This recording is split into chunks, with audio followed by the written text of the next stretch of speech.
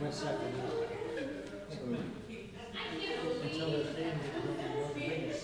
Well, the Chronicle, I get online, but I can't find the listing for the world together.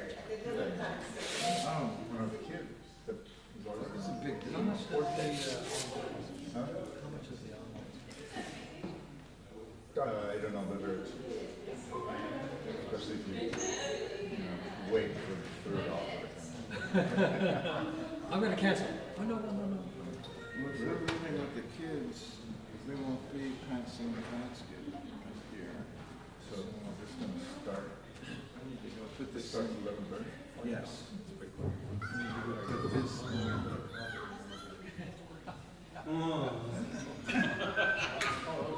What is that rated? Cockatoos, big out.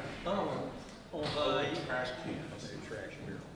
Well, I guess we don't, somebody is putting them off.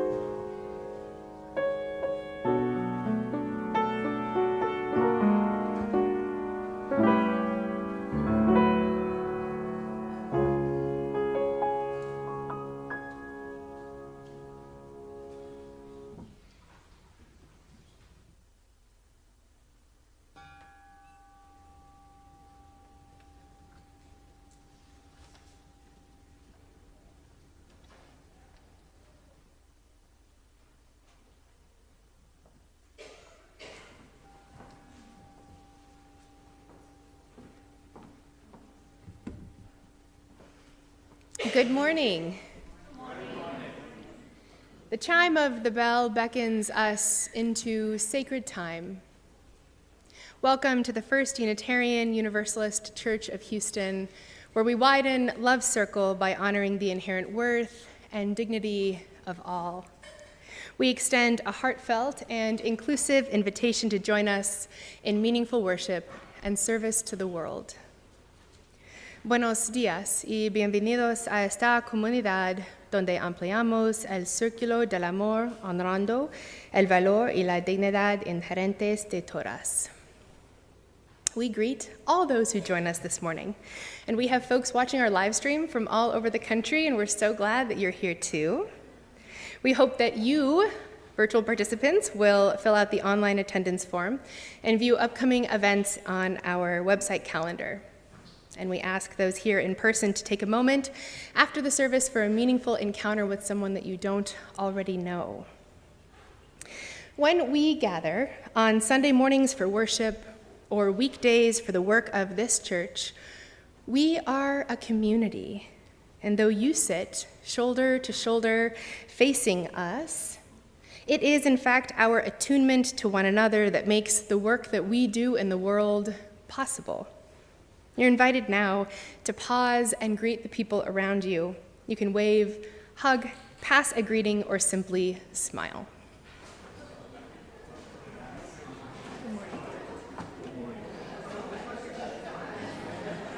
Good morning again. We're so happy to have you. Good morning, Drew. Good morning again. With you.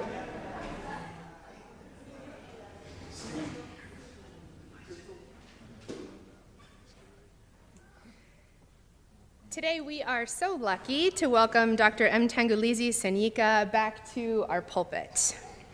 Dr. Senyika is a veteran scholar, activist with 57 years of experience as a social justice warrior, an academic, an activist organizer, a planner, a strategist, a trainer, a lay theologian, and a global citizen. There will be a chance for that in just a second, I promise. He was the founding chair of the Black Unitarian Universalist Caucus during the Black Power struggle in the UUA during the late 60s and early 70s. He is a longtime friend of this congregation and has quickly become a beloved mentor of mine. So please let's offer him a warm First UU welcome.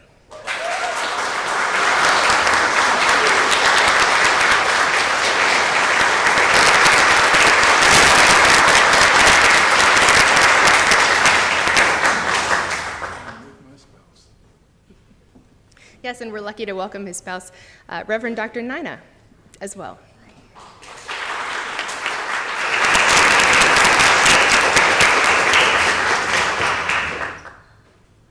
As you may see on the front of your order of service today, Dr. Senyika is taking on a lot in this service, and there's no doubt that it will be educational and transformational.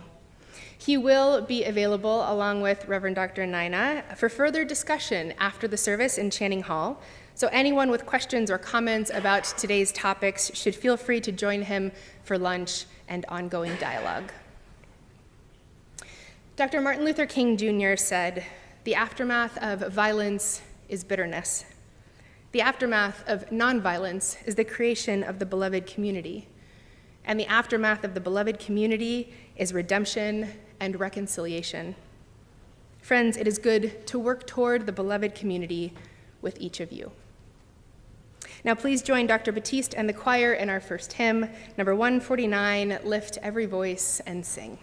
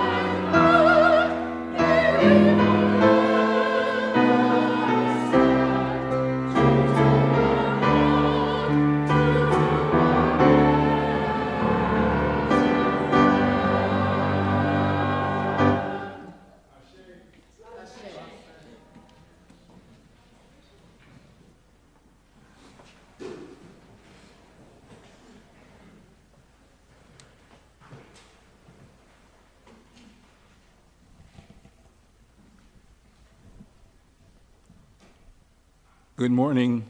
Good morning. Jambo. Ah, that's all right. ¿Qué pasa? Hey, what's happening, y'all? Good morning, good morning, good morning. This is a day that has been made and set aside by our own choice and our own decision to stop the rhythms of life which engage us so intensely in so many of the things about life and living that we sometimes forget that there is something bigger and more important than ourselves. So we come to a place like this, a place that we call the church, a holy place, a place where we come to connect with that which is transcendent by whatever name you choose to call it, by whatever tradition you have come from. This is a time when you should let your spirit and your soul be at rest, be at peace, connect with some other human being other than yourself, connect with the turmoil of the world around you, knowing full well that trouble don't last always, and that this too shall pass away.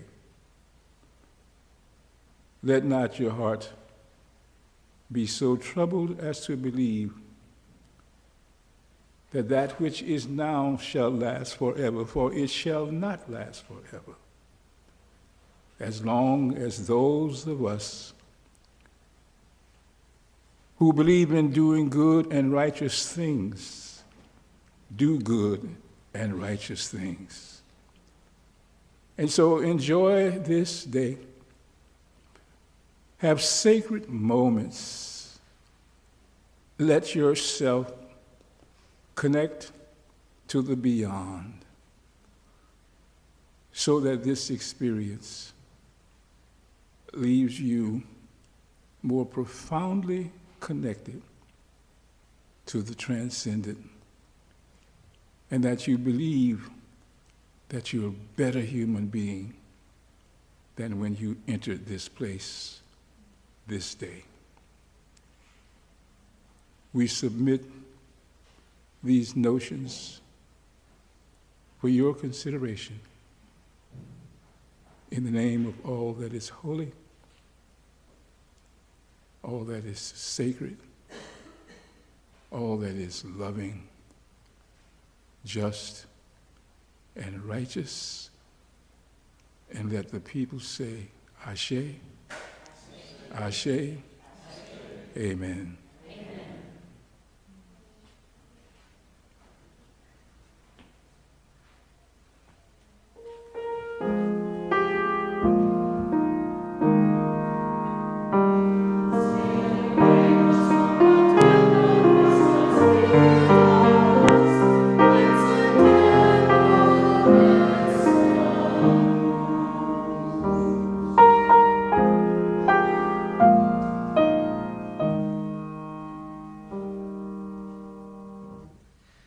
Now, if you will all say with me our congregational covenant found in our order of service.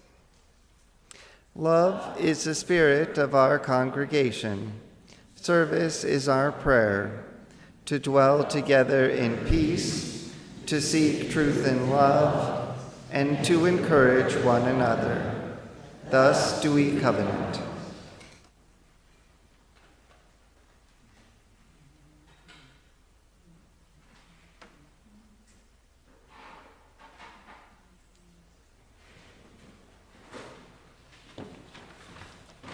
This morning, the choir will be singing a well-known protest song, Ain't Gonna Let Nobody Turn Me Round.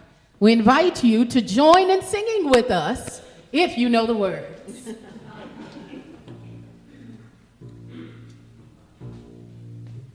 Ain't gonna let nobody turn me round, turn me round, turn me round. Ain't gonna let nobody turn me round. I'm gonna keep on a-walking, keep on a-talking, marching up to freedom land. Ain't gonna let segregation Turn me round, turn me round, turn me round. ain't gonna let segregation Turn me round. I'm gonna keep On a walking, keep on a talking, marching up to freedom land. Ain't gonna let no Jim Crow turn me round, turn me round, turn me round. Ain't gonna let no Jim Crow turn me round. I'm gonna keep on a walking, keep on a talking, marching up to freedom land. ain't gonna let Greg Abbott Turn me round, turn me round, turn me round, ain't gonna let Greg Abbott turn me round. I'm gonna Keep on a walking, keep on a talking, marching up to freedom land. Ain't gonna let the Supreme Court Turn me round, turn me round, turn me round, ain't gonna let the right wingers turn me round. gonna keep on On a walking, keep on a talking, marching up to freedom land. gonna let no racist Turn me round, turn me round, turn me round, I'm gonna let no racist turn me round. I'm gonna Keep on a walking, keep on a talking, marching up to freedom land. Ain't gonna let gerrymander. Turn me round, turn me round, turn me round, Ain't gonna let gerrymander. turn me round. I'm gonna keep on. Walking, keep on a talking, marching up to freedom land. Ain't gonna let nobody turn me round, turn me round, turn me round. Ain't gonna let nobody turn me round. I'm gonna keep on a walking, keep on a keep on walking, keep on a walking, keep on walking, keep on a walking, keep on a talking, marching up to freedom land.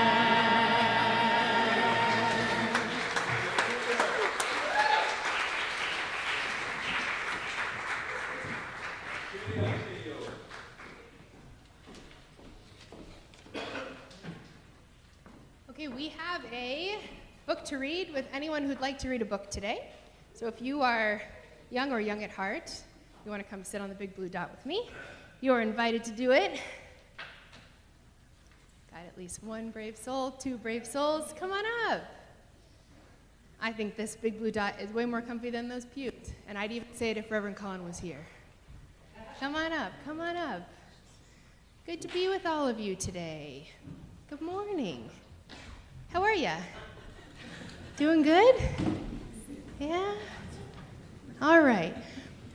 I don't know if you saw the order of service when you came in today.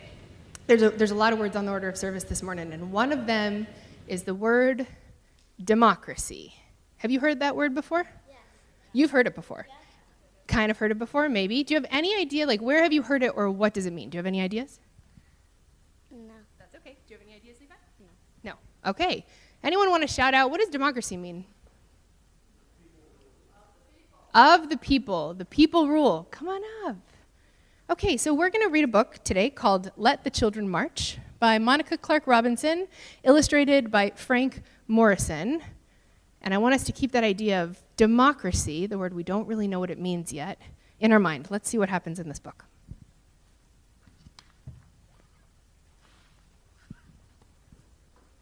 It It's 1963 in Birmingham, Alabama.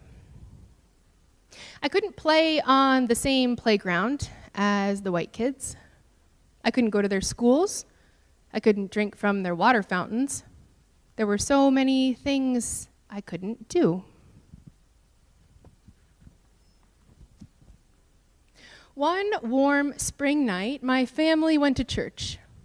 We weren't there to have regular services. We were there to hear Dr. King speak. We were there to plan.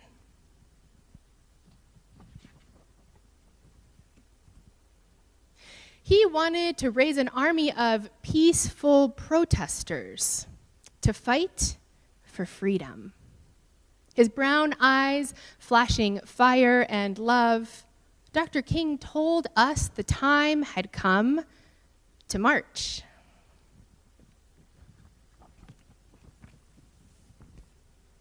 If I march, Mama said, I'll lose my job, sure enough. I can't march, Daddy said. I've got a family to feed. The weight of the world rested on our parents' shoulders. But this burden, this time, didn't have to be theirs to bear.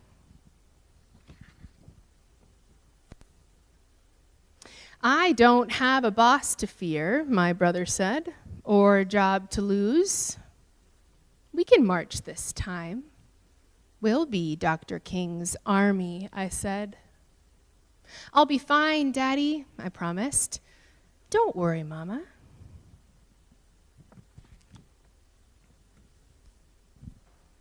Dr. King, he didn't like children being put in harm's way. He was a daddy too, after all. But he said that though we were young, we were not too young to want our freedom.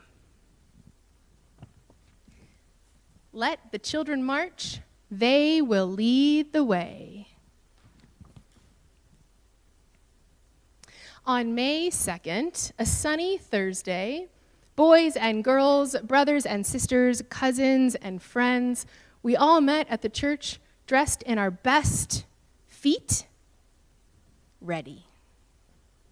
In a silence so loud that all I could hear was my racing heart, we began to walk. Hand in hand, we marched, so frightened, yet certain of what was right for freedom. The path may be long and troubled, but I'm going to walk on. Would I be hurt? Would we be heard? Would it all be worth it in the end?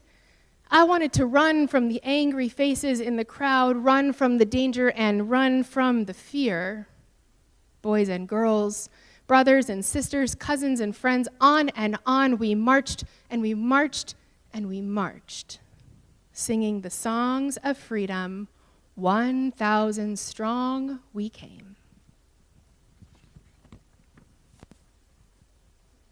Hate dogged my heels all that day, its yellow canine teeth sharp. But courage walked by my side and kept me going. Disperse or you'll be jailed, the police shouted the first day. Disperse or you'll get wet, the police shouted the second day. Disperse or we'll release the dogs, the police shouted the third day. We did not disperse. We kept marching. We wouldn't stop until things started to change. Hundreds of us went to jail on the first day, and even more on the second. My turn wasn't until the third day, after I was sprayed with water harder than anything I had ever felt. Rough hands pushed me, and I fell to my knees in the police wagon. But Dr. King reassured our parents. Don't worry about your children, he said. They are going to be all right. Don't hold them back if they want to do this. They're doing a job not only for themselves and not only for America, but all humans everywhere fighting for freedom. That night, crowded in a cell too small for even half the kids, we sang, "We shall overcome." Say, "We shall overcome." We shall overcome. Ain't gonna let nobody turn me around. Ain't gonna let nobody turn me around. And freedom is coming. And our parents couldn't be there with us, but still we sang, wrapped in the pride and all of the loving arms of our ancestors. I was still in jail, but we heard on the next day and the next more kids marched. The water hoses they used to sting us, they couldn't stop our fierce tide. The path may be long and troubled, but I'm gonna walk on. What did you say? They're gonna walk on. Turn the other cheek, we have been taught. Show love where there is hate. The world watched us as hate bruised us, but for 7 days we walked only in love. The jails swelled to bursting, and even President Kennedy took notice. Daddy said the president received letters and calls about us from all over the world. Our march became a memory, a small part of a larger story, but we had been heard, and the seeds of revolution were sown. 2 days and nights I stayed in the jail. Some stayed even longer. When I left, I was tired and sore, and my best dress was ripped, but my smile was as wide as the Mississippi River. I had made a difference. "I'm so proud of you, baby girl," Mama said. "Your march was what made them see. With nothing more than our feet and voices and courage, we had done what others could not.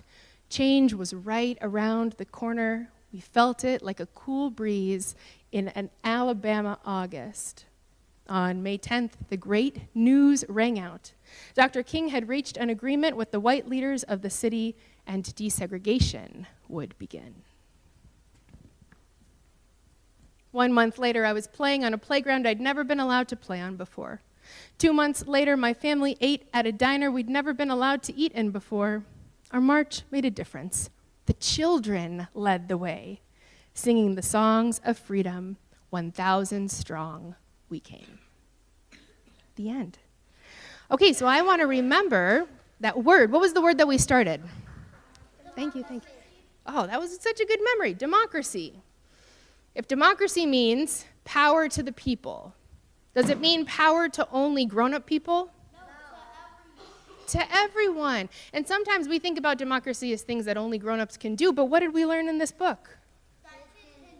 Who was marching? The kids were marching. They were exercising something called direct democracy because they saw something that they thought was wrong, and they decided to do something brave and courageous about it, and it made a big difference, didn't it? I want you to think about all the ways as we are fighting against the stuff that we think is still wrong in the world and standing up for the freedom of all people, what ways that all people, including us, including all the kids, can be involved in the fight for democracy. Okay? Thank you for coming up to the Big Blue Circle. We are going to sing you out to your RA classes now. Please join me in singing the kids out.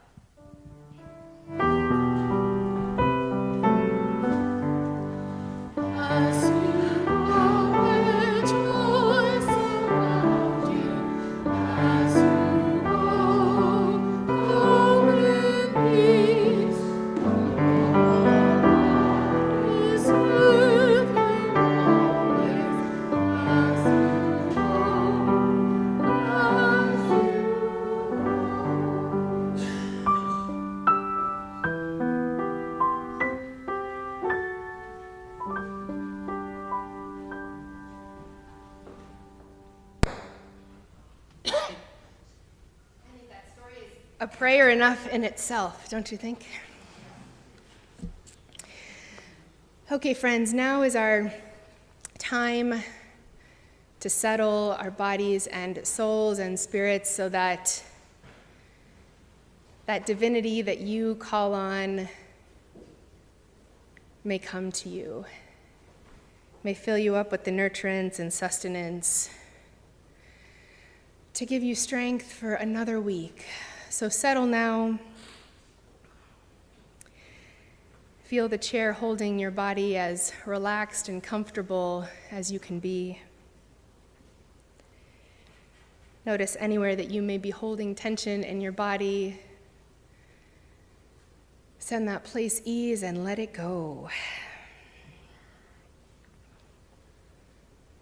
Imagine the sun peering out from behind a cloud, warming you, wrapping you in its embrace. Allow your breaths to move in and out naturally. Make them as deep as you need them to be right now.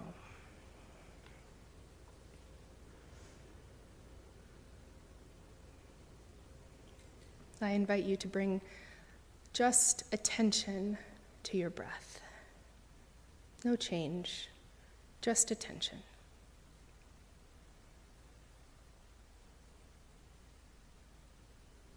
Breathing in, I bring my body peace. Breathing out, I bring my body peace. Breathing in, I bring my body harmony. Breathing out, I bring my body harmony. Breathing in, I bring my body compassion. Breathing out, I bring my body compassion. Breathing in, I bring my body ease. Breathing out, I bring my body ease. Breathing in, I bring my body gratitude. Breathing out, I bring my body gratitude.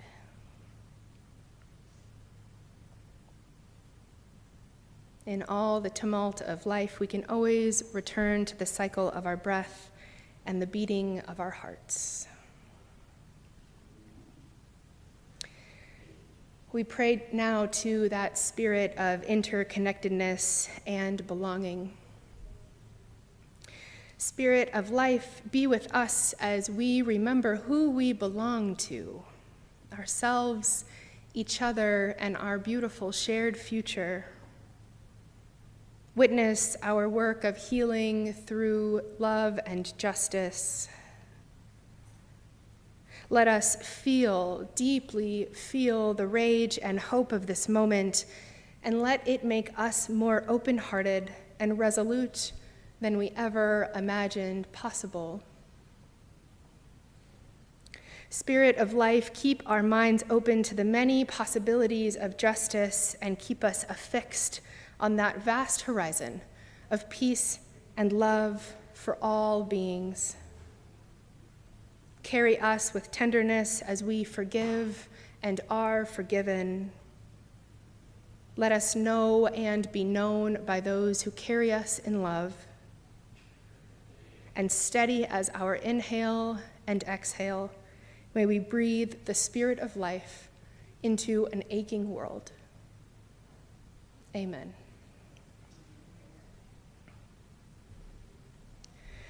We pause now together to lift up that which sits heavy and light on our hearts. Our member Trish Kolodny's memorial service is scheduled for this Saturday, May 30th at 10 a.m. Thank you so much to the care team who has done a tremendous amount of planning for this. All are welcome. I have a sad announcement about our music intern, Savannah Cathcart. She was originally scheduled to be on staff through the end of June, but she has decided to end her internship early so she has greater capacity to attend to emergent family needs. It was a blessing to have her here as a part of our community. We will miss her voice and spirit every Sunday morning, and we send Savannah, her mom, and all who love them our love and care. We also, a note of remembrance on this Memorial Day service, we remember John Crow, the classmate of Natalie Brown's in college, who left for war and remains missing in action. And we uplift the many students and families whose lives have been abruptly disrupted by HISD's decision to move special education classrooms into consolidated locations. May we all remember the power of direct democracy as we are fighting for change. Mi Sheberak is a prayer in the Jewish tradition for the healing of those whose names are called out by congregants. There are similar practices in the African, indigenous, and pagan traditions. We honor these rituals by saying aloud or bringing to mind those who we wish to be held by the loving embrace of this religious community. They are a part of the great cloud of witness and memory, and we will, even if we do not know their names, hold them in our hearts.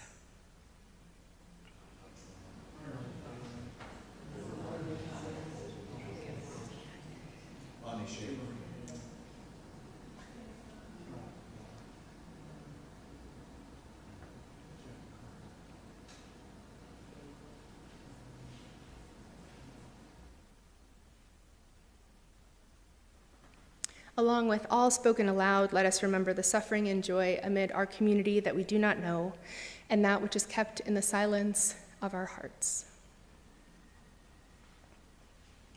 We pause in awe and wonder of the beauty, diversity, and mystery that is life. In the spirit of love, in the spirit of hope, and in the spirit of compassion, I invite each of you to enter into a time of silent prayer, meditation, or reflection.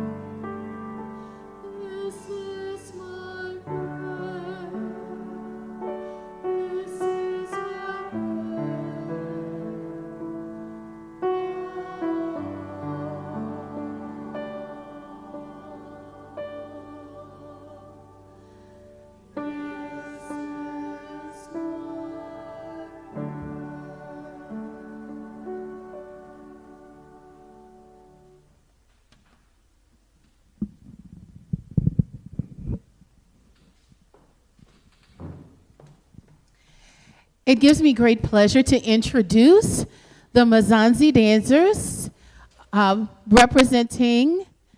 from South Africa. They will give you more information about themselves, and we welcome them in honor of African liberation, which you will hear more about later on. You'll notice there are a few things moving around, and we thank you for giving us a few minutes to get set up.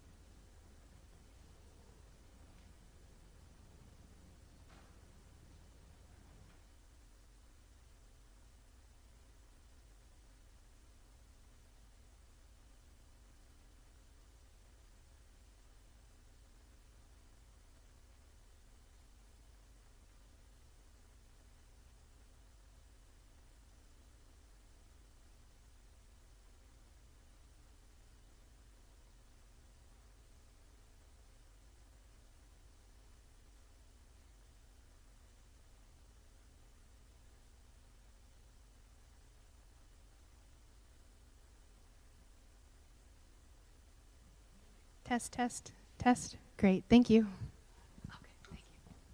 Funga lafia ashe ashe. Funga lafia ashe ashe. Funga lafia ashe ashe. Funga lafia ashe ashe. Funga lafia ashe ashe. Funga lafia ashe ashe. Ashe ashe. Ashe, ashe, ashe, ashe, ashe, ashe. With my mind, I welcome you. With my smile, I welcome you. With my heart, I welcome you. Funga lafia, ashe, ashe. Funga lafia, ashe, ashe. Funga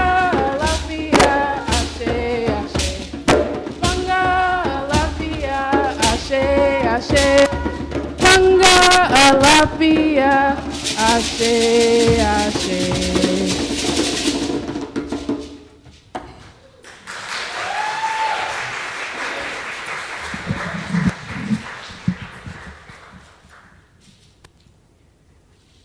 Sanibonani. Hawu nabahle kangaka nathula nje ningathi anizwa ukuthi ngithini. Ngithi hello. I said that in Zulu, ngati sanibonani. Can you all say sanibona? Sanibona. That's right, now you speak Zulu. We are Mzansi, and Mzansi is the same name as South, okay? So we are South Africa. Okay, so we represent South Africa. So of course that was a welcome song. We thank you and we welcome all of you here. We love you for inviting us to come to your home. But right now, the young ladies are going to do a dance that is done when a young lady turns into a woman. Ansati wakutina majaha na wamkaula kuwina manina. Shanga inina. Kumajaha na shipakela. Ile wa mfoto zela hela. Ile wa mfoto zela. Ile wa mfoto zela. Ile wa mfoto zela. Ile wa mkomatie. Ile wa mkomatie.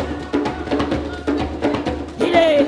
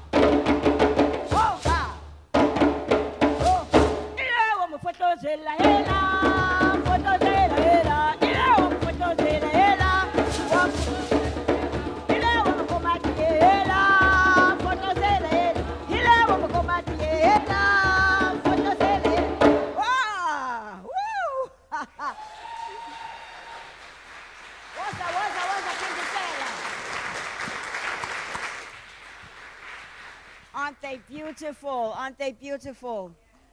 Okay, so if we have fathers who want to marry their sons to one of my daughters, it's going to be maybe 14 cows per child. How? Kwenzenjani go? Aha, molo wethu. Iqaqa lequmfula lanqamu kukhokho. Aha, uzibone ezangqole zigqithe phansi qhamuke eqhudeni kuqaqamba maqakala qhude manekeneke mnike isongo lakhe. Hayi khona amaqoqo yaqabana ngengqabana yaqhuma athi qabu. Wow. Here they come. Makashakasha. Yebo.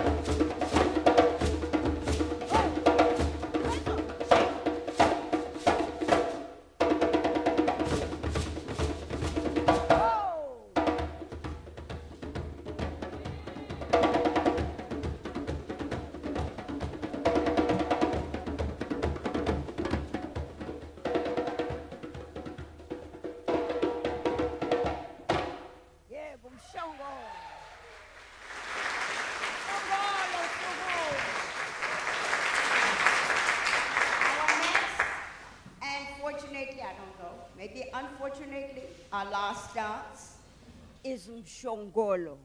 Now Mshongolo is done when the king is coming to pay his respects to the people. Isn't that nice? He comes to pay his respects to the people. So the people honor him back with their life, their love. So this is Mshongolo. You are all the royal family, and we honor you with Mshongolo. Shia! Shia! Shia! Shia! Shia!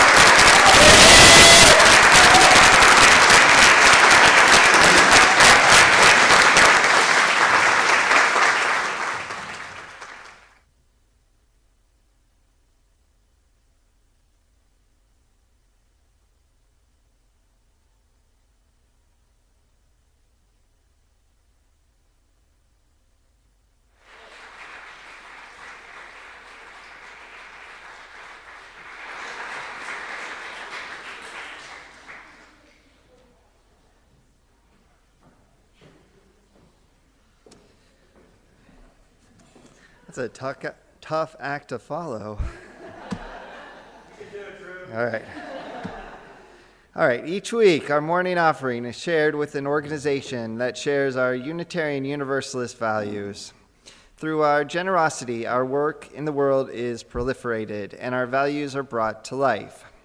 This week we are supporting Unitarian Universalist Trauma Response Ministry.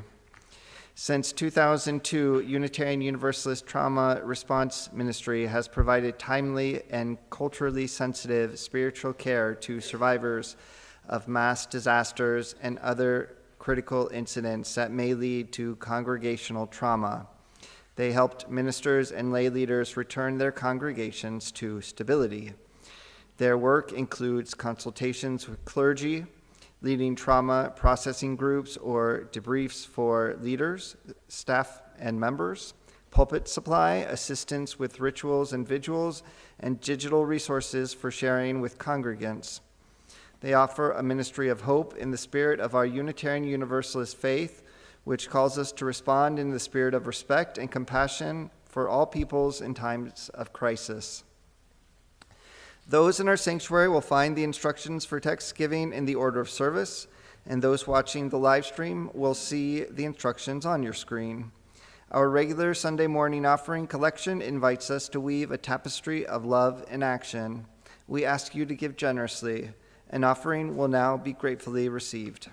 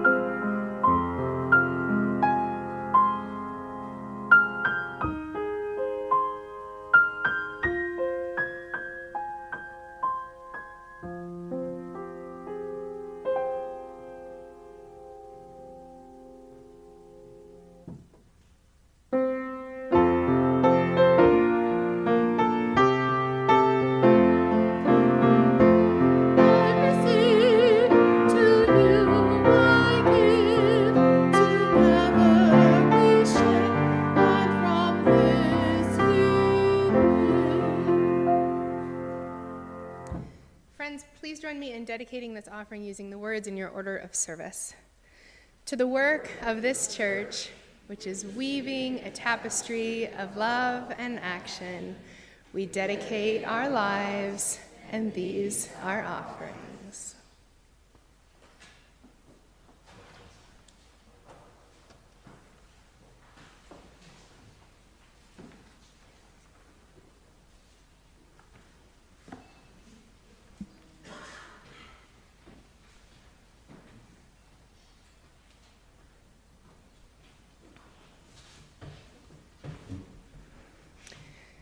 On January 1st, 1863, the United States President Abraham Lincoln issued the Emancipation Proclamation, deeming that all enslaved people in Confederate states in active rebellion against the Union shall be thenceforward, and forever free.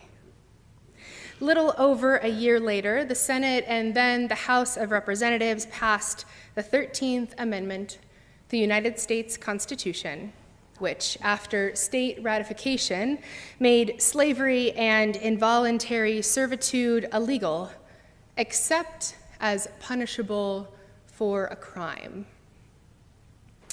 While the enslavement of people should be unequivocally and explicitly banned by all moral and legislative law, the over 1 million currently enslaved, incarcerated, Black people in American jails and prisons may suggest that this 19th century legislative effort simply was not enough to achieve a society of justice for all. In 1863, enslaved people constituted between 13 and 57% of the population of the Confederacy, spanning from the Lower South to the Mason-Dixon line. The news of the end of slavery was mostly hand-delivered by Union soldiers, and so therefore slowly made its way through the South.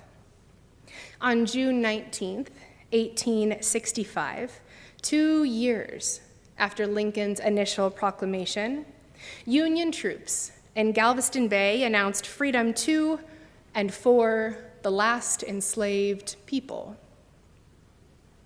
156 years later, in June of 2021, Juneteenth was recognized as a federal holiday amidst growing mobilization against the unjust and racist brutality of the state. And here we are, just a couple years later, as our racist history grows emboldened once again, feeding on voting rights, economic justice, education, and social welfare systems. Recognizing the power of that day in Galveston Bay and celebrating liberation for so many people, that is important holy work. And yet I suspect that we would all agree that this federal effort simply was not enough to achieve a society of justice for all. On March 25th of this year, the United Nations General Assembly passed a resolution declaring the racialized chattel enslavement and trafficking of Africans as the gravest crime against humanity.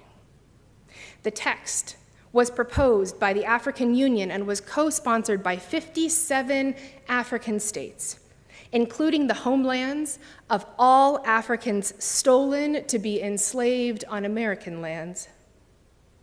The resolution was adopted with 123 votes in favor and 3 votes against: Argentina, Israel, and the United States. Prior to the vote, a U.S. ambassador said, "The United States does not recognize a legal right to reparations for historical wrongs that were not illegal at the time that they occurred." Despite the fact that in America, Black households have roughly 15 cents for every $1 of wealth that white households have, this no vote on the UN resolution, it's not just a no to financial reparations.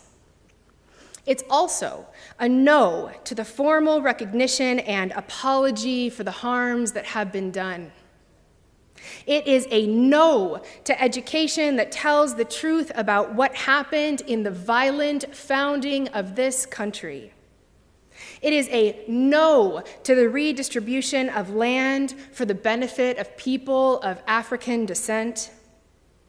It is a no to investing in the psychological, mental, spiritual, and physical repair of those who suffer post-traumatic slavery syndrome and addressing the disproportionate violence that Black bodies endure in our racist medical system. It is a no to affordable housing and wealth generation. It is a no to preserving Black sacred sites and stories of resistance, liberation, and humanity. It is a no to dismantling the racist carceral system. It is a no to Black humanity. But we don't have to say no. I believe us when we say that we are a people of justice, of love, of fairness, and of peace. And I believe us not because we actually are those things all the time, but because we are a covenantal people. And people of covenant are inherently people of repair because we build covenants anticipating they will tear. Because we commit to being in community beyond the break, to mending what has been broken, to doing better once we know better. People of covenant do not look at the past and our sins of the past and say, well, it wasn't illegal and I won't apologize and I won't fix it. Racism is the grim inheritance of this nation, which is to say that it is the grim inheritance of every community within this nation, including ours, and it is perpetuated with every generation in a new and a vicious way. But we are invited into repair that is as creative and persistent and tenacious as the damage that has been done. Every step that we take into the future without reconciling our wrongs is heavy with the missed opportunity to truly be in covenant with one another for an existence of care and mutuality. The poet laureate of Barbados, Esther Phillips, was in the room on March 25th when that historic UN resolution was passed. I end my contemporary word today with her words, as I believe I could write no better. She says, "There are spirits of the victims of slavery present in this room at this moment, and they are listening for one word only, justice. Because for them and for the world, there can be no peace without justice, reparatory justice. And that call is answered only when words are turned into action. The question is, what will you do?"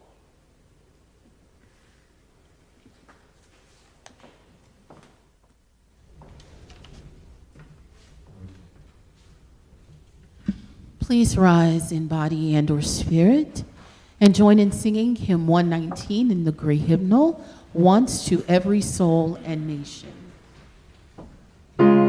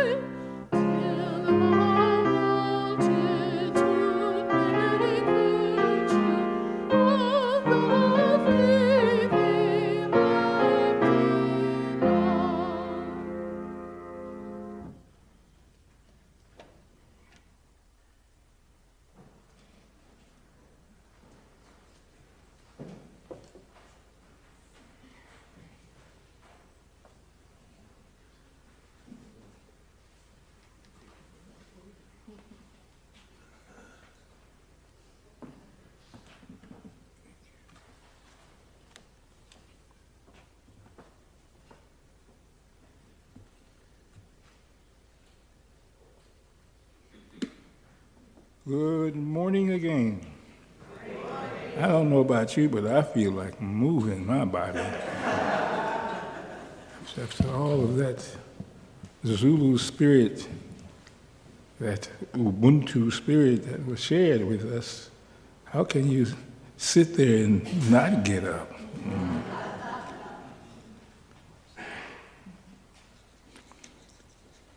It's all right to move around like that sometime. And I put an intentional note by sometime, because the younger you get, the older your body lets you know that you can't move like that no more.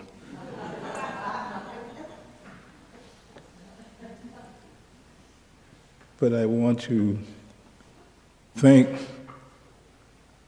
the staff here at First UU and Nina for coordinating this worship service, and good Dr. Batiste, you have graced us royally with the music.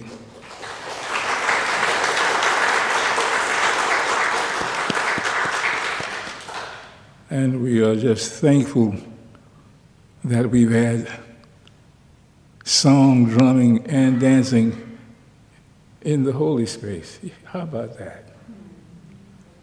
I don't know if this is the first time, but it's the first time that I saw this in the sanctuary. And it felt spiritually all right and good to see a culture doing what it was doing in the context of a UU worship service where you might not normally see anything like that. But I felt really special about the rhythm of the service today. I felt it was doing something a little different and something sort of special. And then I had to go back and look at my calendar, and I figured it out once I looked at my calendar. What is it that was so special? And it is the month of May. There are all kinds of things that you could find which make May a special month, but I want to share just a couple and give thanks to the church for selecting this day as a day that I will share with you and reflect on some very important and complex aspects of what we justice advocates see ourselves as doing at this particular stage in history, when everything that used to be up seems to be down, and everything that used to be left seems to be right, and everything that used to be wrong seems to be right at this stage.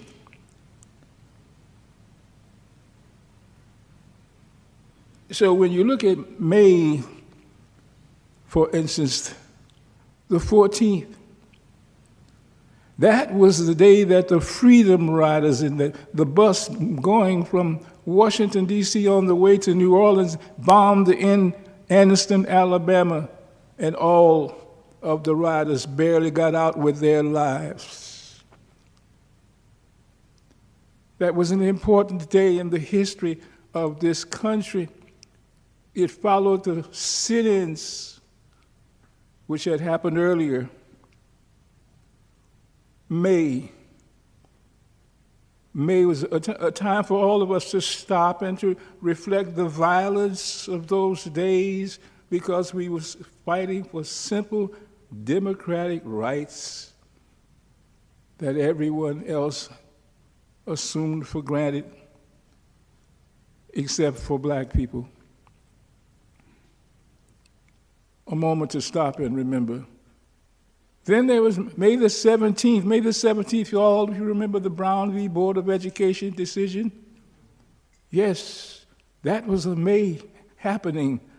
People had organized around that event. That was a decision that separate but equal was really unequal. And it shook the roots. It shook the roots. The tree had gone awry. The roots were all over the place. And some didn't know what we were to do next, what was to happen next, what would we tolerate next, where would the next blow come from that we had to put on our running shoes and arm ourselves for battle. Then just the other day, there was May the 19th. Does anybody know what May the 19th was? That was the Kuzaliwa. That was the birthday of someone. If someone who knows who that is and says it out loud, I'll give you a big old clap. There we go, somebody got it. El Hajj Malik El Shabazz, otherwise known as Malcolm X. It was his Kuzaliwa, it was his birthday. He would have been 101 years old.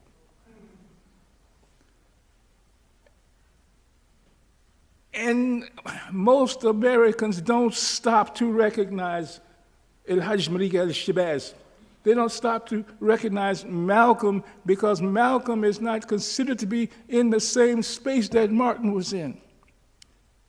But oh, if Martin was a saint who tried to tell us about a beloved community that we could build together in this society and make it more democratic and make it more just, make it more equitable and make it more loving, if Martin taught us about that kind of society and is regarded as Saint Martin, then Malcolm must be an angel because he told us something a little bit different from what Martin tried to tell us. Because Martin was talking to the people in the pews.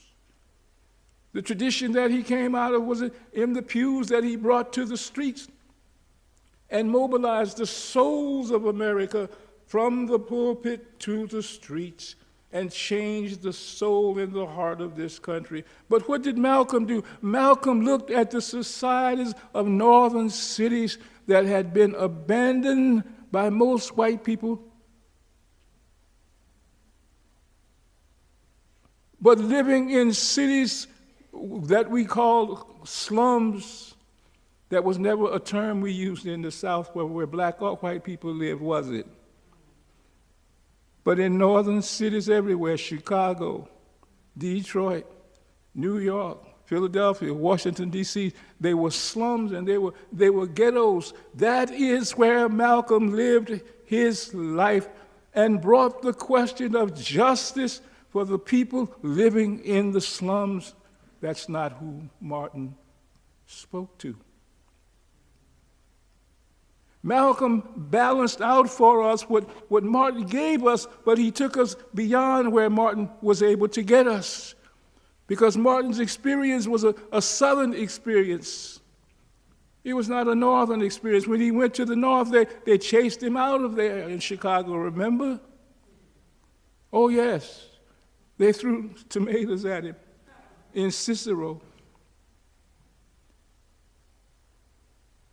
But what Malik el-Shabazz did was help us to identify where we have come from. He said we are an African people. We have our roots on the African continent.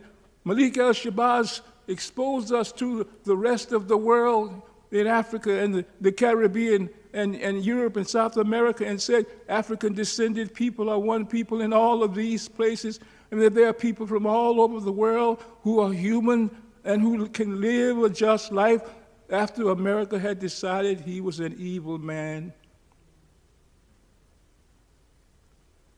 But it was Malcolm who went to schools to talk to little children, to help them to see that they were somebodies, just like Jesse Jackson learned to say, I am somebody. But part of that came from the angel Malcolm. And when he left this country and went to Africa, he saw something beyond America. He saw justice differently. He saw humanity differently. And he came back and he said to all of us, I have learned something that I could not learn in America. I have learned respect for all humanity, that there is goodness in all human beings. And somebody said to him, you mean them blue-eyed people too? He was referring to Europeans, of course. He was referring to Americans who he had known as people who did not respect diversity, and especially black people. So we have to honor May the 19th, we have to recognize it. And then finally, May the 25th, that is tomorrow. That is African Liberation Day worldwide. I know most of you haven't heard of it, but in this country it began in 1972. I was one of the organizers of that event back in Washington, D.C., and it led to the formation of a lobby called Trans-Africa. Someone named Randall Robinson wrote a book called The Debt. Has anybody heard of it? The Debt. It was the first organized book written about why African Americans deserved reparations. And he was the head of the group Trans-Africa that came out of the May 25th, 1972 movement that changed the way we looked at Africa. We African Americans, from what Malcolm had been trying to tell us, we took it to the next level on that May 25th, 1972 date. And all over the African world to this day, May 25th is a day of celebration. So, May has a special connotation for me because I lived through all of this Maydom. And I learned a few things about living in that space. But there are a couple of things that I want to share with you today and drill down a little deeper than we might normally do, because I want to talk about the problem of race, what we call race. There ain't but one of them, by the way. It's called Homo sapiens, and we just all tributaries of Homo sapiens. It's only one race. There are a lot of ethnic groups, but the term race has become a substitute when we want to identify ethnicities that are oppressed. Especially, we use the language called race. And so I want to talk about my friends here this morning. Y'all are my friends, aren't you? I'm your friend because you allow me in your house. But it's a difficult subject to talk about in America. It's not an easy conversation to have. Why? Because it's so full of contradictions. First thing I want to talk about is Juneteenth. The second thing I want to talk about is reparations. The third thing is the new African Revolution, and the last thing is the recent Supreme Court decision. And then where does that leave us? What is it that we should be doing about these things, in addition to all the other things that are challenging the democracy itself, all of the things that MAGA Inc. is doing to degrade democracy, to eliminate it. In addition to all of that, there's an entire burden of other things that we don't pay as much attention to. So let me just start. And I want you to work with me and listen to me, because you don't have to agree with what I am about to share with you. And I apologize if anyone is offended. It is not my intent to offend, but rather to inform, and let's have conversation after this service is over. Let's have conversation, if you would like, about anything that I have or have not said. Deal? All right. So let's start with Juneteenth. Juneteenth is June the 19th, yes? And we have a federal holiday, yes? It's only 3 to 4 years old, isn't it? But it's been celebrated in Texas all the way back to 160-something years ago. I know I have been celebrating it all the way back to the early 70s. And I wasn't a Texan, and I wasn't living in Texas. I'm a Louisianian by birth. And living in Boston and living in California, a lot of people celebrated Juneteenth simply because it was a time of celebration. Why? Because it was a day to remember that the last state in the Confederacy finally submitted and freed all the rest of the Africans who were enslaved in the state of Texas. That was its significance, but it didn't free the slaves. That took the 13th Amendment, plus the Emancipation Proclamation. There had to be an amendment to the United States Constitution to actually legally free the enslaved persons from their enslaved condition. Then, of course, later there was the 14th Amendment, the 13th Amendment, and the 14th Amendment, and the 15th Amendment that made citizenship available to African-descended people, former slaves, and then the right to vote. That's all in challenge right now. But if we were to go back to what Juneteenth was supposed to be, it is a time when there was a federal holiday.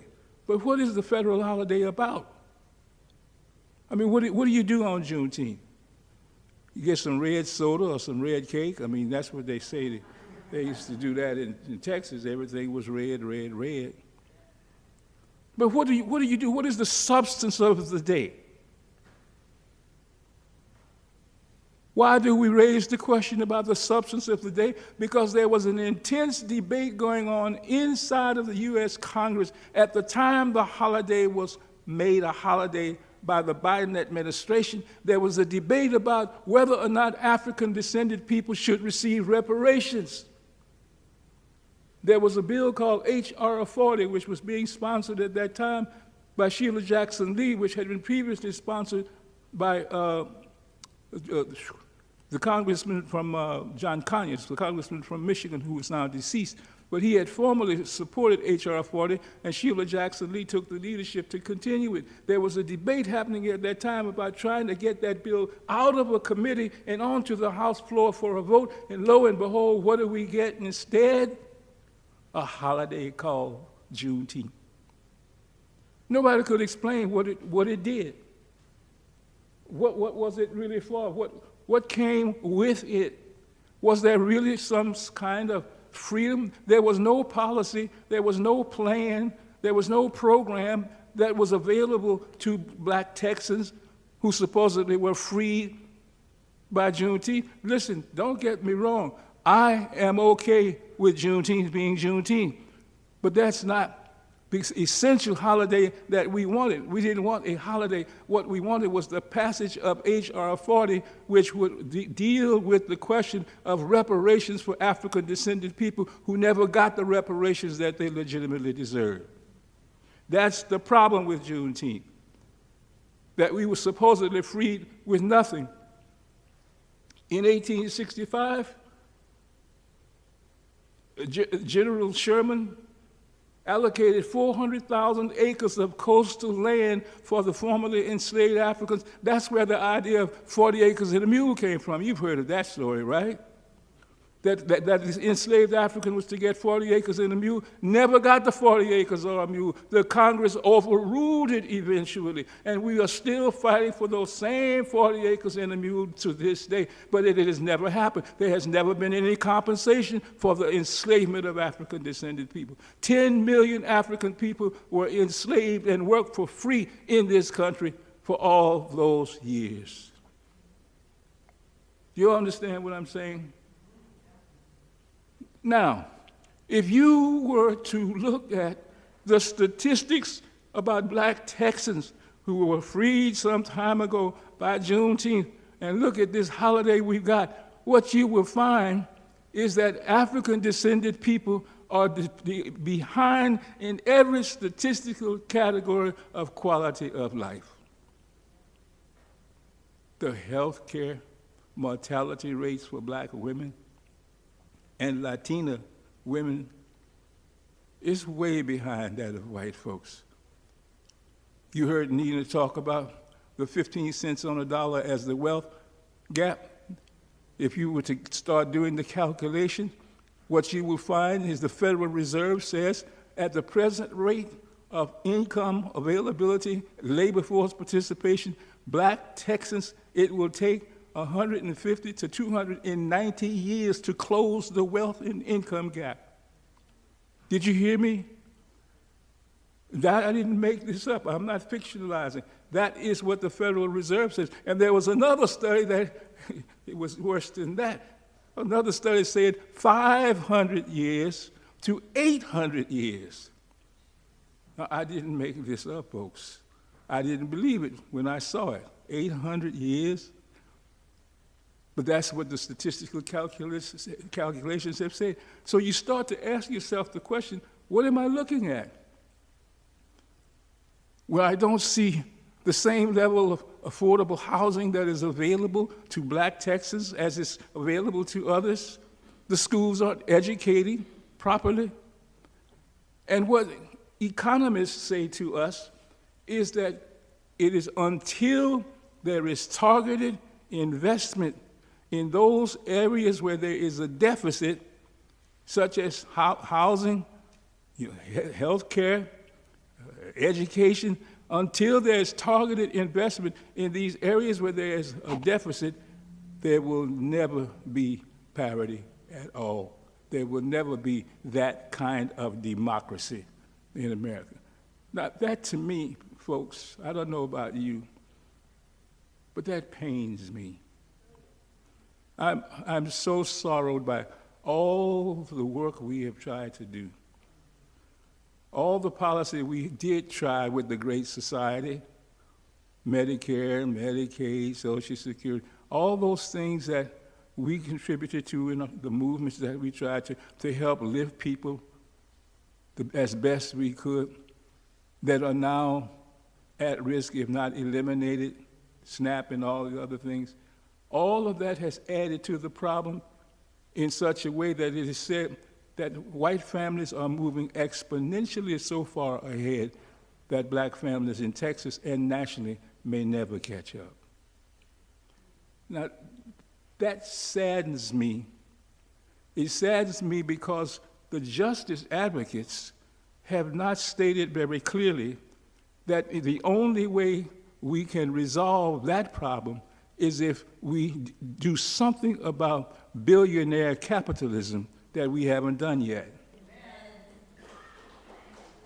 We can't leave society as it is and assuming that there's something called democracy that will simply work because we want to call it democracy. No, we have to bite the bullet. We have to look back at the history of this country and look at what has happened throughout the various decades of this country to people in this country, white, black, brown, yellow, red, to all of them. And we have to look at that and ask ourselves the question, how did they even move through the pyramid at the smallest of levels?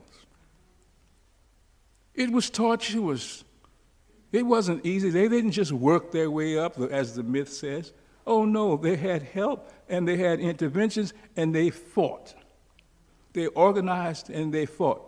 So I'm asking the question to the justice advocates of this day, what are we going to do? Are we going to behave as though if we leave things as they are, we will solve this particular racial problem that society created? It's not that black folks created this, and it is not necessarily that all white people created this. This is a systemic problem. That is to say, it is rooted in the way America works. It is in the design of the system itself. White supremacy and privilege are a part and parcel of what has been America since America's founding. And that's the dilemma. We are approaching 250 years on July the 4th. But I like to ask what Frederick Douglass asked, to what is the slave your 4th of July? Now, I'm okay with tomorrow. I'm okay with Memorial Day. I had a brother who served in Germany, I had an uncle who served in the war, in World War II in Germany. I had uncles who served. And my folks used to send a little $75 check back home to my family, and that meant a lot. I respect anybody and everybody who served in the military. I respect them for their service, and I thank you for your service. But when those brothers came back home, they didn't have access. They were being exploited all over again. So us advocates for justice are challenged to raise a question: how long, the way it is asked, how long, O Lord, how long shall this continue the way it is now? When will somebody come and knock on the door and really say you're free? Because it ain't happened yet in the history of the country. So this is the Juneteenth problem. Second problem that I want to get at is the issue of reparations. Because other people have received reparations in America, if you are not aware of that. The Japanese Americans received $20,000 per survival household for the internment that happened to them.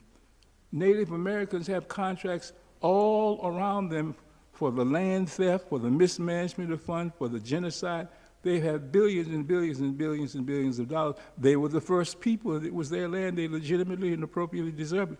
Now, I'm not even talking about what happened with the South Africans or what happened with Holocaust survivors, all of whom got reparations from other countries. But in America, we've done this before. What is the problem? I don't understand why people object to folks who built this country for free, no paid benefits, no salaries. And especially after, do you understand what chattel slavery did to people?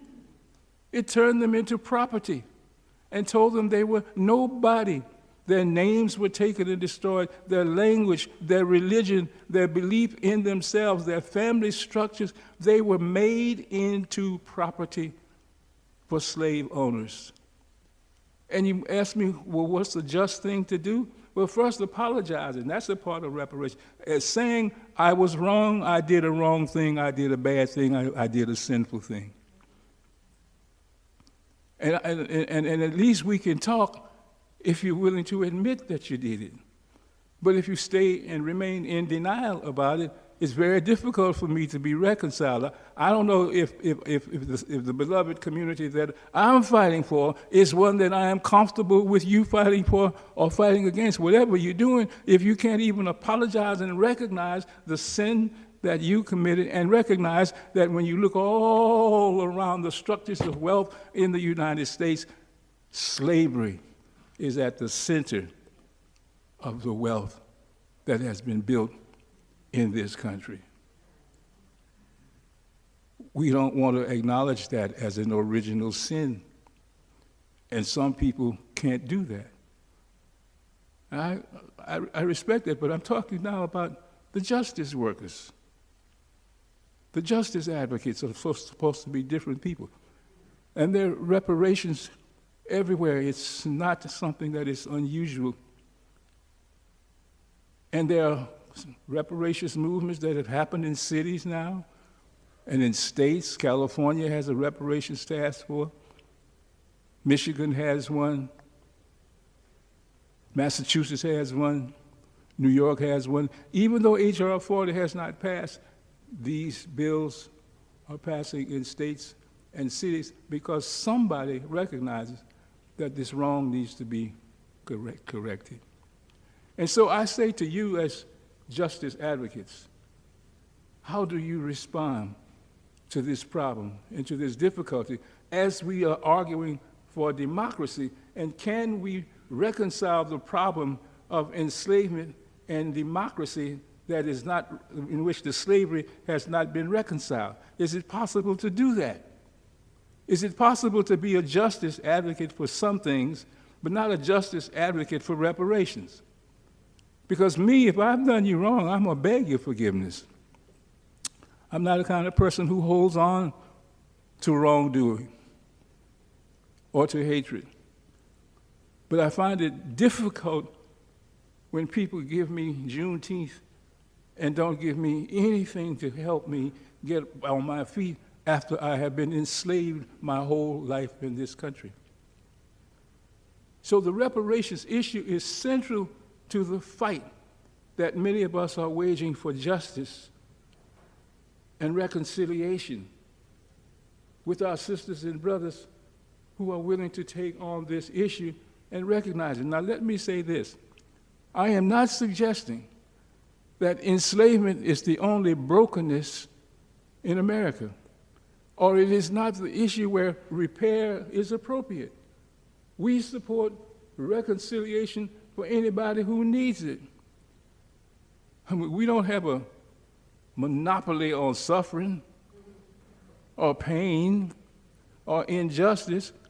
We're for everybody who needs to fight. But we can't be with you if you're not showing us that you are with us. And the way that that happens is to address some of the structural and systemic problems that we have lived with for all the time we've been in America. White supremacy, systemic institutional racism, and privilege. We are still fighting to reconcile our humanity as we define our humanity. And we appreciate all the efforts of anybody who supports that and works with anyone who is struggling for their liberation in that way. And I do believe UUs in particular have a history, but they have had a contradictory history where they did not understand part of what I am articulating right now, which is why some of us left. But we are at a point of reconciliation of the old pain and suffering that we were left with in the 60s because the church was unable to reconcile. It related to the St. Martin, but it couldn't address the angel Malcolm. And what you have to do now is to integrate the two. That's what makes sense. And then you can have whomever are your saints and your angels for a liberation movement that you're working on. We can do that together, but you got to acknowledge the history and the contradiction as we try to build a better democracy for 250 years. The third thing we want to try to address quickly is the issue of the African Revolution. What is happening on the African continent today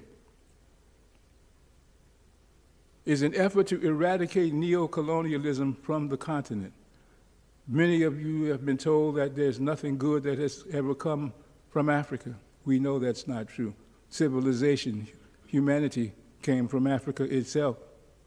We know that there's something called the Ethiopian Bible, which you ought to read because it is a better book than the Roman one. It tells truths that the Roman one has ignored, tried to get rid of, or eliminated. And if you were to read the Ethiopian Bible, you would say, my Lord, they didn't tell us the truth anywhere, did they? In the church you used to go to before you became UU, you know that church. Me too, I confess, me too. They confused me about that too. But there is some clarity in the house on that particular issue.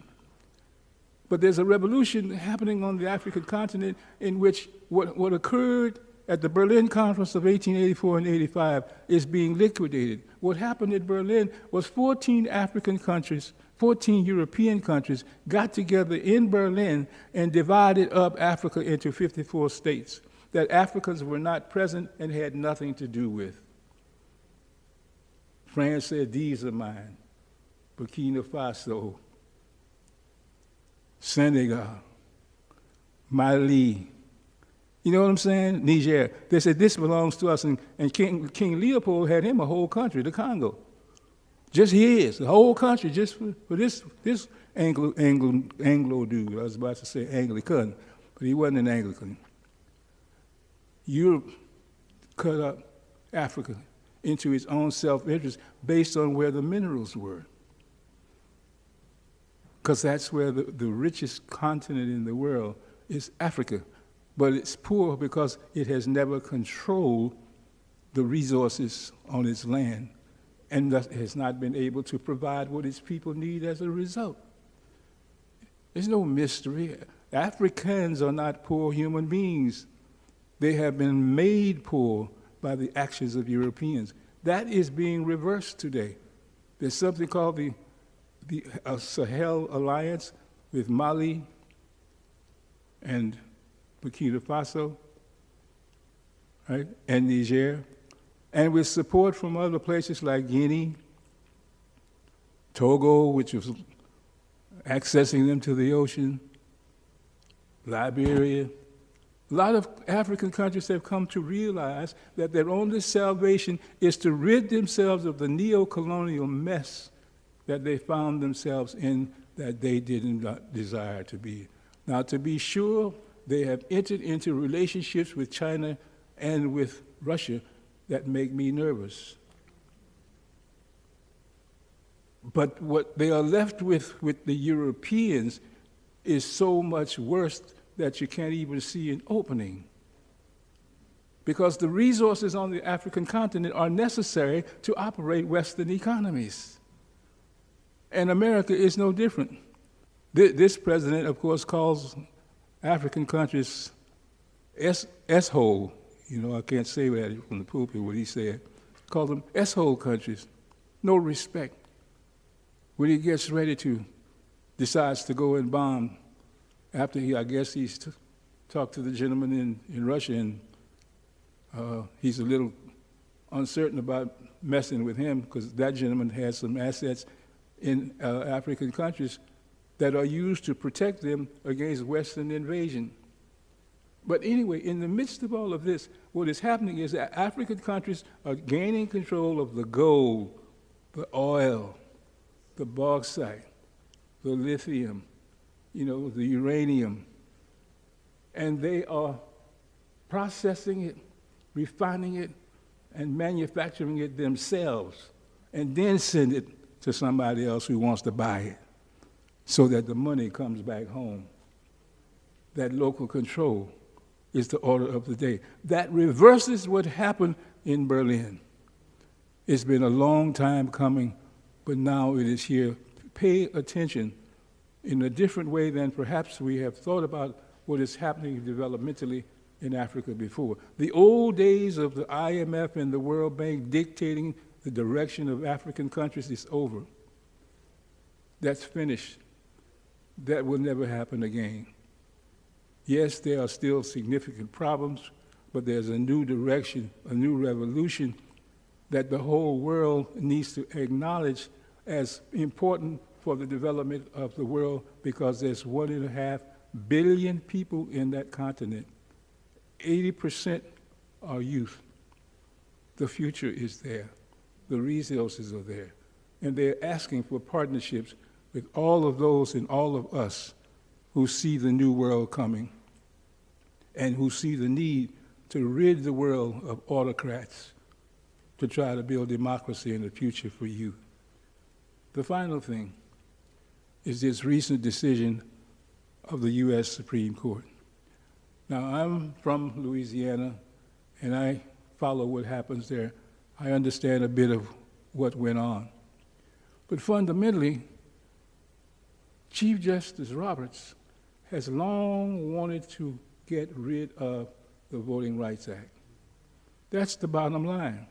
Because without the Voting Rights Act, there is no New South. It's the old South all over again. It's the Jim Crow South that we used to know. That's what this does. It puts us back in history, where white folks do what white folks who are evil do all the time: exclude, oppress, and control other human beings. That is the essence of what this decision was. There are at least 7 to 11 districts that were held by African Americans that will be affected by this Supreme Court decision. It is not an easy or simple decision to look at, because what the Republicans understand is that they are about to lose the midterms unless they can change the calculus related to how many seats will be up in the House. So if you can deduct 7 to 11, you started with an advantage, because if you remember, the president asked Texas for 5 and he got them. The old 18th Congressional has been collapsed with the 9th Congressional, if you don't know that. And 2 African Americans are running against each other for that seat, but there's no longer 2, there's only 1. Some people say, you know what the solution is, the smart thing to do, is in the blue states, if the Democrats, who are justice advocates, would learn how to fight sometime, what they should do is redistrict all of their seats and just process them so that Republicans are out. Did you hear me? Just like they are processing them so African Americans are out in these southern states, some people are suggesting that the Democrats do that in the other states. That would neutralize it, but that's a nasty way to fight. But we're in a nasty fight. I don't know if we ever will have the ability to go back to a Voting Rights Act again. We've had the opportunity. We've taken it as far as perhaps we can go, because we have thousands of African American elected officials now, 61 of them in the Congress, the largest number that they've ever had before. Will we ever be able to get back there? I don't know, we may, but we have to sit down together and ask strategic questions about how do we use the voting process in a manner that is fair, but being willing to fight for your rights, being willing to do what you have to do to neutralize what your adversary is doing, because your adversary is not trying to play fair, not trying to be nice, because they don't care. They do not want progressive thinking people like you use. They do not want people of color to be a part of any kind of new coalition for the future of democracy. But we can't let them have it. We can't just stand by and give it to them. We've got to fight like hell till hell freezes over for there to be a just democratic society in the future. We know that 2050 says the majority of the population will not look the way that it looks now. That's part of what this fight is all about. They are trying to wipe us out. I, for one, will not stand by idly and be pushed out like that. I've paid too many dues. I've worked too hard, sacrificed too much, lost too much, than to just walk away and say, no, you can have it. So I want my friends, that's you, to be in a fight, to be in a battle for that which is right and that which is just, because we are the people who will save America if America can be saved. And there are some people who question whether we are in the last stages of an empire. I don't mean the apocalypse the way the religionists are talking about it, but the last stages of the ability of Western civilization as represented by America to shape the future of the world the way it has been done in the past. And let us not forget, every empire that has ever existed also collapses, does it not? That is the lesson of history, and this one may be on the decline, but we have to push it and inch it. We have to challenge the way that it works on the question of race, so that race is not this boogeyman. Race is not this evil that gets us all hung up and confused, and we don't know what to do with it, and we don't know how to treat it humanly. We've got to learn to ask ourselves, how do we get beyond the limitations of what society has imposed on all of us, because racism has infected every single person in this country. We all have to be deprogrammed and reprogrammed. So we're on the battlefield trying to be reprogrammed in a way that we can claim a new America, That's what we have to do. We have to claim a new America. I don't have all the solutions to what a new America looks like, but I do know some things that need to be done. These parity problems, these discrepancies in society, all the things that I just mentioned to you earlier about how far behind people are and with no possibility of catching up, we have to deal with that and say we won't tolerate things like that. We have to attack the billionaire capitalism that is strangling everybody. If you don't think you strangled, you better watch your bank account. Yeah, there are some nasty things that these people are doing to everything and everywhere you look. And I don't mean that they're just trying to build some kind of hall, as they call it. I don't mean that in Arc de Trump. I don't just mean that, but I mean at the core of institutions that keep this society operative, there's an effort to dissolve them. Reread Project 2025 if you don't believe me. It's all there, what they are trying to do. We never did write an alternative to 2025. Maybe it's time we get ourselves together and write our own book. Articulate how we will survive so that our children, when these children come here next time and ask, what did we do? We have an answer for them. We will not be caught saying, they came for us, they came for you, they came for our friends, and none of us did nothing. Now, I know I'm supposed to say none of us did anything. That's a double negative and all that. But I'm home with family folks, so I can talk straight to y'all. But we need to do something, people. We need to start reimagining the world so that it looks like a more humane place for everybody, a more just place, where race is not the boogeyman anymore, where that doesn't dictate our relationships to one another, but rather our relationships are based on justice and respect, and that we finally have overcome that boogeyman. So I challenge you today, if I've said anything that you've heard, and I haven't said a lot of things that are in my script, but as you all know, I don't read my sermons. I have a conversation with you. I have a written document that I wrote, but it's in my pad up here. So again, as I close, I want to thank you for taking the time on your busy holiday weekend, for coming and listening to what it is I wanted to share with you today. Because you know, as Omar Khayyam says to us, the moving finger writes, you know. It writes its message, it writes its song, it writes its play, it writes its course. The moving finger writes, and it's going to keep on writing. And when it finishes its writing, what does it do? It moves on.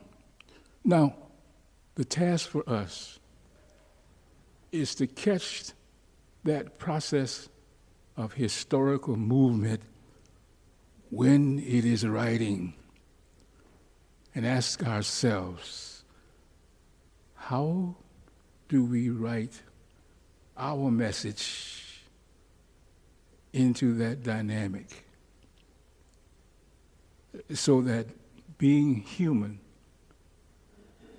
is the order of the day and the value of the moment, because humanity was meant to be human with full respect for one another. And that's your task. Catch the moving finger as it is writing, and don't allow it to keep moving on. But catch it and say to billionaire capitalism, no more shall you reign, for I am human.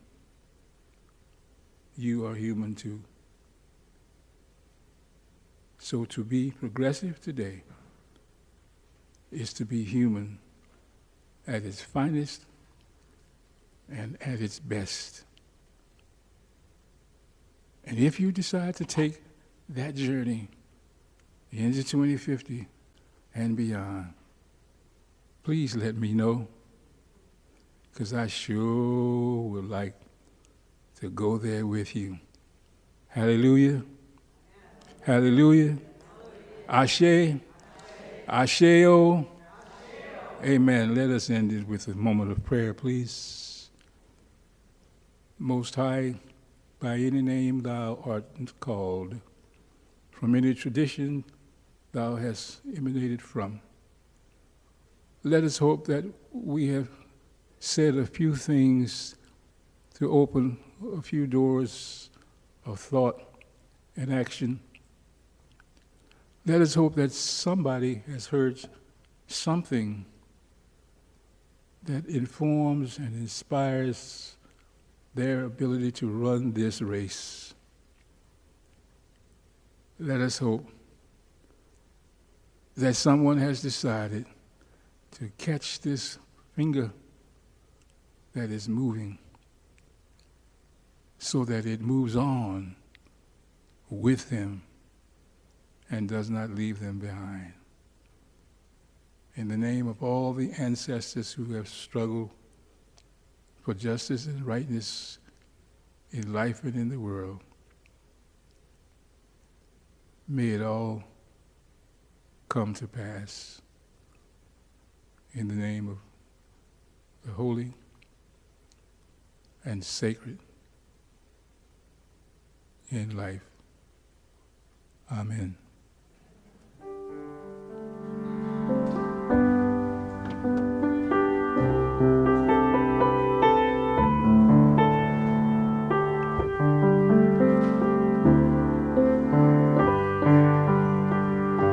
Please rise in body and or spirit and join in singing the closing hymn, hymn 162, verses 1 and 2. Gonna lay down my sword and shield.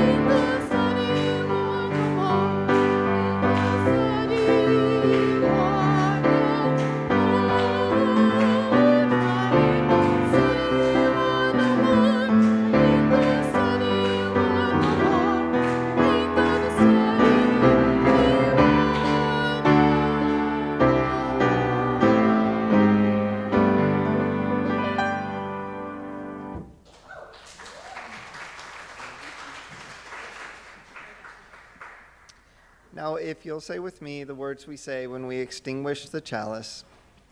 We extinguish this flame, but not the light of truth, the warmth of community, or the fire of commitment. These we carry in our hearts until we are together again.